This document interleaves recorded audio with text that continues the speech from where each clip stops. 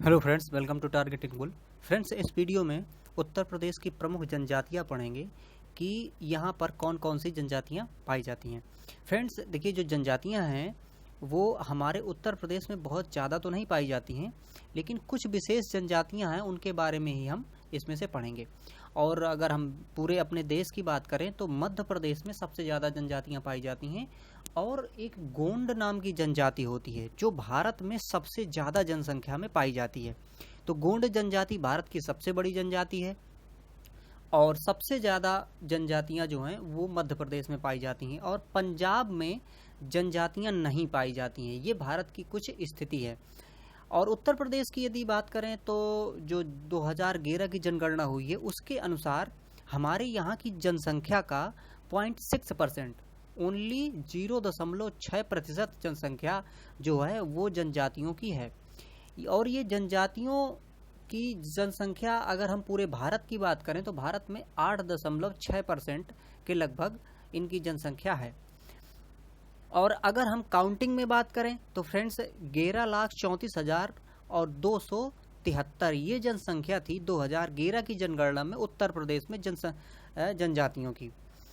जनजातियों को निर्धारित करने के लिए, ये जनजातीय क्षेत्र निर्धारित करने के लिए जो अधिकार हैं वो अधिकार फ्रेंड्स होते हैं राष्ट्रपति के पास। तो राष्ट्रपति क्या करता है कि उस प्रदेश से, पर्टिकुलर उस प्रदेश से, वहाँ से वो आंकड़ों का कलेक्शन करता है, वहाँ के जो भी राजनीतिक पार्टियां होती हैं उनसे कलेक्शन करता है। इसके बाद में उसको रिव्यू करता है और फिर उसको डिक्लेयर करता है।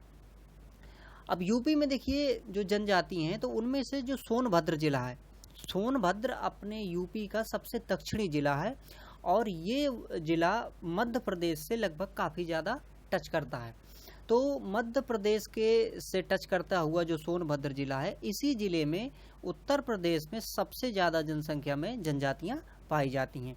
लेकिन अगर वहीं हम कम जनसंख्या की बात करें तो जो बागपत है, बागपत में जनजातियों की संख्या बहुत ही कम है। मतलब कि सबसे ज़्यादा जनसंख्या यूपी में जनजातियों की कहाँ पाई जाती है? सोनभद्र में।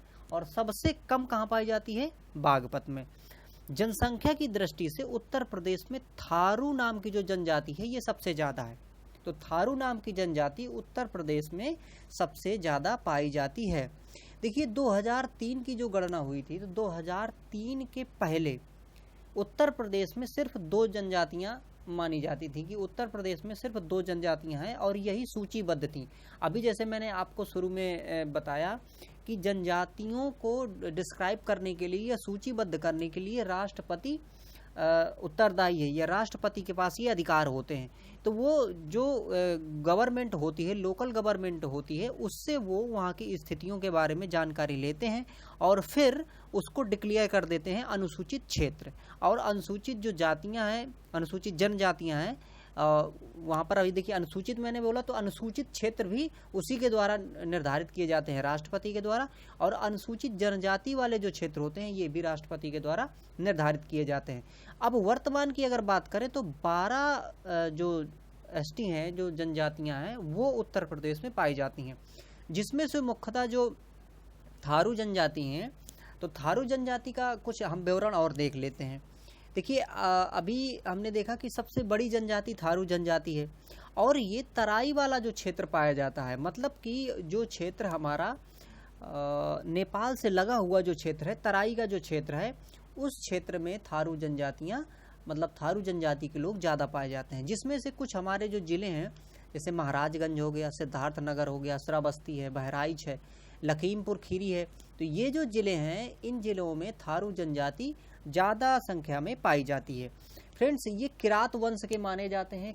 आपने एक नाम सुना होगा, किरातार्जुनियम, ये एक पुस्तक का नाम है फ्रेंड्स, जिसमें किरात और अर्जुन, किरात का मतलब शंकर भगवान का एक रूप था, किरात है ना, आपने उसमें से देखा भी होगा। जब शंकर भगवान की अर्जुन तपस्या करता है, जब वो किरात के रूप में आते हैं और एक आखेट से उनकी भिड़ंत होती है, तो वही किरात वंश के ये माने जाते हैं। और ये किरातार्जुनियम उस पे ही एक लिखित ग्रंथ है। तो किरात वंश के माने जाते हैं कि थारू लोग किरात वंश के हैं। और ये देखिए, चूंकि जनजातियों का जो निवास स्थान होता है वो अधिकांशतः होता है जंगलों में, तो वो क्या करते हैं कि अपना छोटी सी झोपड़ी ओपड़ी बना लेते हैं और उसी में रहते हैं। तो जनजाति जो थारू लोग हैं ये क्या करते हैं कि लकड़ी के लट्ठों के घर बना लेते हैं, उसमें से अपनी एक साधारण सी कुटिया बना लेते हैं और वहीं पर वो रहते हैं। ये लोग एक साथ मतलब कुनबे पे रहते हैं, या कहें कि पूरे परिवार के साथ रहते हैं ये लोग। और इनके भोजन में जो मुख्य होता है पदार्थ वो होता है कि चावल, है ना, चावल खाते हैं, मछली खाते हैं और शिकार करते हैं। जनजाति अधिकांशतः सारे के सारे शिकार करते हैं।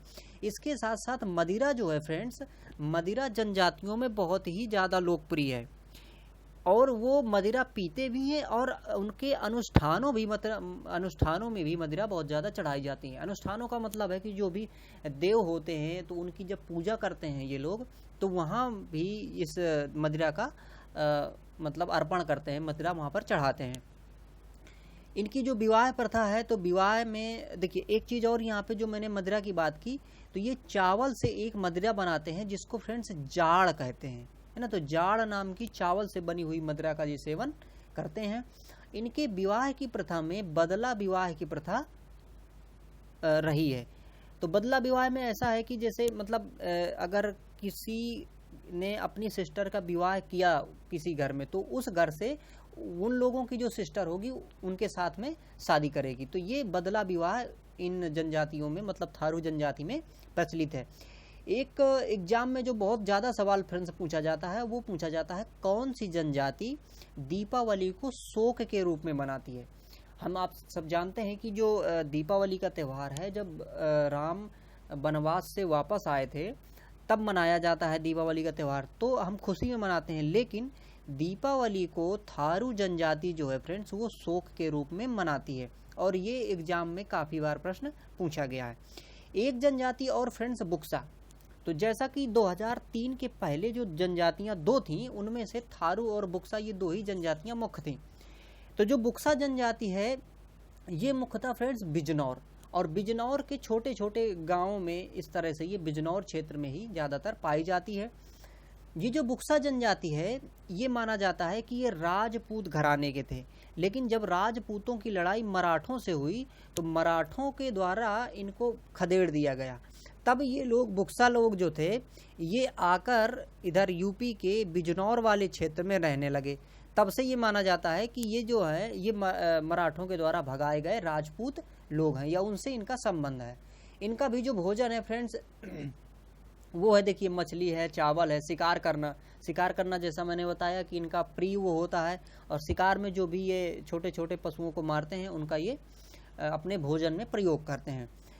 इसमें बहुपत्नी की प्रथा भी फ्रेंड्स चालू रही है, लेकिन देखिए वर्तमान समय की अगर हम बात करें तो चूंकि ये जनजाति अब हमारे वर्तमान समाज से इतना कटे हुए नहीं रह पा रहे हैं, तो इनकी जो भी परंपराएं हैं, जो पुरानी प्राचीन परंपराएं थी वो धीरे धीरे सब लुप्त होती जा रही हैं। और जो वर्तमान में हमारा कॉन्स्टिट्यूशन है और हमारी जो वर्तमान में दौड़ की जो दुनिया है इसमें वो शामिल हो चुके हैं। तो इनकी जो पुरानी परंपराएं हैं वो लगभग लुप्त हो गई हैं। लेकिन फिर भी अगर हम इनके कस्टम पे जाते हैं तो हमें ये दिखाई देता है या ये समझ में आता है कि बहुपत्नी प्रथा इनमें चालू थी और विधवा विवाह की प्रथा भी इनमें चालू रही है। और ये लोग हिंदू जो देवी देवता हैं इनको पूजते रहे, इनके त्योहारों को मानते हैं। बुक्सा जनजाति में फ्रेंड्स जो काली की पूजा है ये मुख्य रूप से की जाती है। तो अभी देखिए हमने दो जनजातियों को देखा, इसके बाद जो और जनजातियां हैं तो और भी जनजातियां, चूंकि 12 जनजातियां हैं पूरी, तो बाकी जो बची हुई जनजातियां हैं उनको यहाँ पर मैंने एक साथ कलेक्ट करके रखा है। इनका बहुत ज़्यादा डिटेल नहीं पूछा जाता है, बस इसमें ये पूछा जाता है कि ये किस प्रदेश में निवास करती हैं। इसमें से आपको एक मैं कॉमन चीज़ बता दूं कि सबसे ज़्यादा टाइप की जो जनजातियां होंगी वो होंगी सोनभद्र में, क्योंकि सोनभद्र में ही सबसे ज़्यादा जनजातियां हैं पहली बात तो। और सबसे मतलब वैराइटीज़ की बात करें कि ज़्यादा तरह की जो जनजातियां हैं वो भी सोनभद्र में आपको मिलेंगी। यहाँ पर देखिए जैसे गोंड है, धुरिया है, नायक है, ओझा, पठारी, राजगोंड और ये गोंड की ही देखिए जो गोंड है, गोंड में कई तरह के गोंड होते हैं, तो उन्हीं में से एक राजगोंड भी होता है। तो ये उसी का टाइप है एक प्रकार से हम कह सकते हैं। बाकी धुरिया हो गया, नायक हो गया, ओझा हो गया और पठारी हो गया। जो ये इस तरह की जो जनजातियां हैं ये फ्रेंड्स देखिए कहाँ कहाँ पाई जाती हैं। अब देखिए ये थोड़ा थोड़ा बिखरे हुए रूप में पाए जाते हैं, तो ऐसा नहीं है कि इनकी जनजाति एक साथ ही बहुत ज़्यादा पाई जाती है। तो उसी प्रकार से ये कई ज़िले यहाँ पर देखिए दिखाए गए हैं, जैसे महाराजगंज हो गया, है ना, सिद्धार्थनगर हो गया, बस्ती हो गया, गोरखपुर हो गया, देवरिया हो गया, मऊ हो गया, और कुछ आजमगढ़ में भी हैं थोड़े से, जौनपुर, बलिया, और इस तरह से देखिए गाजीपुर हो गया, चंदौली हो गया, वाराणसी, मिर्ज़ापुर और सोनभद्र। तो इन जगहों पर ये जनजातियां पाई जाती हैं, लेकिन इनकी जो संख्या है वो बहुत ज़्यादा नहीं है फ्रेंड्स। इनकी जनसंख्या थोड़ी थोड़ी ही पाई जाती है कहीं कहीं। लेकिन एक चीज़ और भी है, हो सकता है कहीं से कि पूरे के पूरे माइग्रेट कर गए हों, लेकिन चूंकि ये सूची में, भारत की जो सूची है उसमें ये दर्ज हैं, इसलिए हमको इनको याद करना होगा और समझना होगा। अगली जनजाति है खैरवार, ये खरवार या खैरवार। ये कहाँ पाई जाती है? देखिए देवरिया, बलिया, गाजीपुर, वाराणसी एवं सोनभद्र, यहाँ पे ये पाई जाती है। सहरिया जनजाति, सहरिया जनजाति ललितपुर में पाई जाती है फ्रेंड्स। और परहरिया जनजाति ये सोनभद्र में पाई जाती है। बैगा जनजाति सोनभद्र में पाई जाती है। पंखा या फिर पनिका, है ना, पंखा और पनिका ये दोनों पाई जाती हैं कहाँ? सोनभद्र, मिर्ज़ापुर में। अगरिया जनजाति, अगरिया जनजाति कौन सी जनजाति है?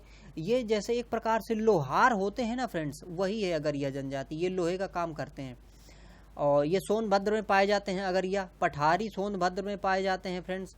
और इसके बाद चेरो जनजाति जो है, ये चेरो जनजाति सोनभद्र और चंदौली में पाई जाती है। भुइया या भुनिया, है ना, भुइया भुनिया, ये दोनों जो पाए जाते हैं वो भी सोनभद्र में पाए जाते हैं। तो इस प्रकार से आपको ये जो नाम दिए गए हैं इनको थोड़ा सा मेमोराइज करके रखना है, थोड़ा याद करके रखना है, ताकि ये भी पूछ सकता है, जैसे अब ये दे दिया गया, अब कह दिया गया कि इनमें से कौन सी जनजाति उत्तर प्रदेश में निवास करती है, ये कह दिया गया इनमें से कौन सी जनजाति उत्तर प्रदेश में नहीं निवास करती है। तो ये सारी चीज़ें आपको थोड़ा सा ध्यान में होनी चाहिए। तो यही फ्रेंड्स, इसी प्रकार से थोड़ी सी चीज़ें थी इसमें से जनजातियों के रूप में, और इतने से ही लगभग वो प्रश्न बनाता है।